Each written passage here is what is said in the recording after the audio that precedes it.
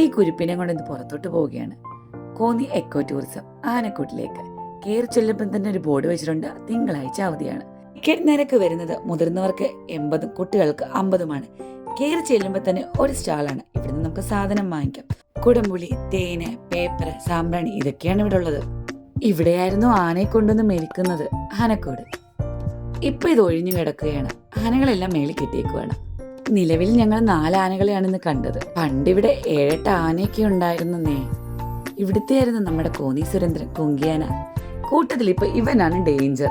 പിന്നീട് ചെന്ന് എക്സിബിഷൻ സെന്ററിലേക്കാണ്. അവിടെ കുറച്ചേറെ ബുക്കും പിന്നെ തടി കൊണ്ടുണ്ടാക്കിയ കുറച്ചേറെ ആനശില്പങ്ങളും മാത്രം. നെല്ലിന്റെ കച്ചി കൊണ്ടും പിന്നെ ചെറിയ വുഡൻ പീസും കൊണ്ടുണ്ടാക്കിയ ആനകൾ. റിലാക്സ് ചെയ്യാൻ ഒരുപാട് സിറ്റിംഗ് പ്ലേസസും അറേഞ്ച് ചെയ്തിട്ടുണ്ട്. പിന്നെ ചെല്ലുന്ന 3D തിയേറ്ററിലേക്കാണ്. ഇവിടെ അഡീഷണൽ പേയ്മെന്റ് അടയ്ക്കണം. ഒരുപാട് ചുവർ ചിത്രങ്ങളും ഇവിടെ ഉണ്ട്. മിൽമയുടെ തന്നെ ഔട്ട്പുട്ടും ഇവിടെ ഉണ്ട്. കുട്ടികൾക്കായി വിശാലമായ പാർക്കും ഇവിടെ ഉണ്ട്.